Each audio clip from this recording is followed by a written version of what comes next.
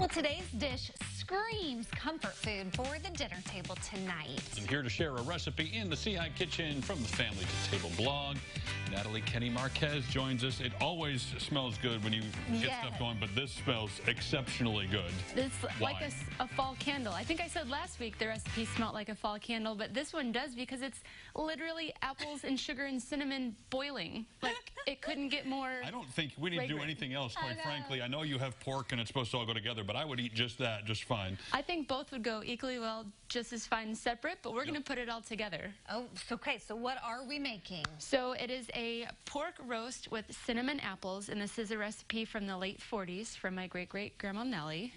It was dated in November, December 19, I think it was 49, but I thought, you know what, I'm already on the fall train, headed that way. Let's share it now. Right in. Yes. It feels like, for some reason, apples and pork hang out all the time, like it's a thing. Is it maybe because of the Brady Bunch and the pork chops and applesauce thing or something? Maybe. But I think that hadn't thought about that, but pork definitely, and apples and onions and anything that you can roast like that to add some sweet with the savory is a great fall dish. And this is very sweet because we have a cup of sugar in here with a half a cup of water and a teaspoon and a quarter of cinnamon. So it's basically making a syrup, or it was spelled on the recipe card S-I-R-U-P, so syrup. Oh, nice. cute. Which just is how give me I would a straw. Yeah. I think I'd drink it just like that. Let's talk about the pork, though, over here, because what is this? A pork roast? This is a pork tenderloin. Okay. I picked this because it cooks a lot faster, maybe a little bit leaner.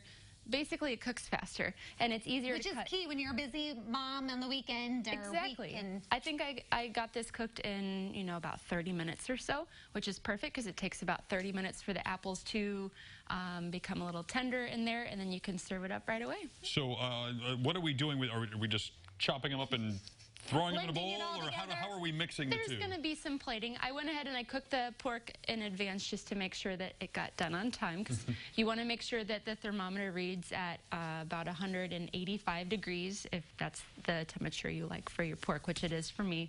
And then we'll cut it up into 1-inch segments, and then we'll serve it with the apples on the side. So the apples are going to be chopped or kind of mashed like applesauce? I'm going to put them into little slices, make it look pretty. Kind of like the fan that we did with the apples last week. Yes, and it's super easy. I just rubbed a little bit of olive oil over this, put it in the oven. You can put it on a roasting pan if you don't want it to cook in its fat or juices, if you use a fattier pork cut. But I would think that would add so much more flavor, though, if you kept it in the fat and stuff.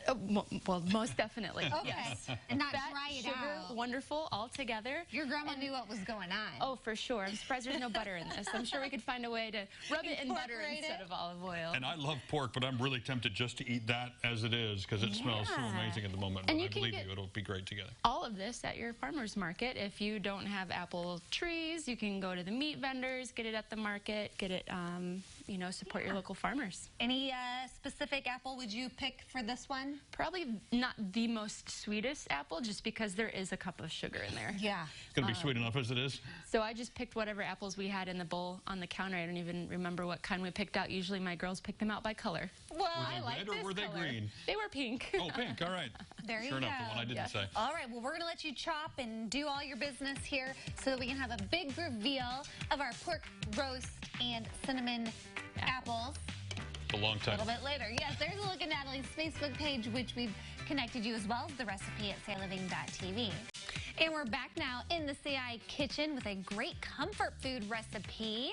Family to Table blogger Natalie Kenny Marquez joins us with apples that smell like candy and pork chops. Kind of a variation of that. The apples aren't smashed, but I bet if I would have left them in here too much longer, they'd get pretty mushy.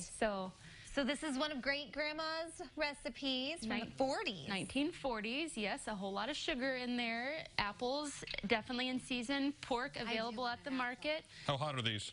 They probably aren't as hot as they were a little bit ago, but they're delicious. Yes, they are.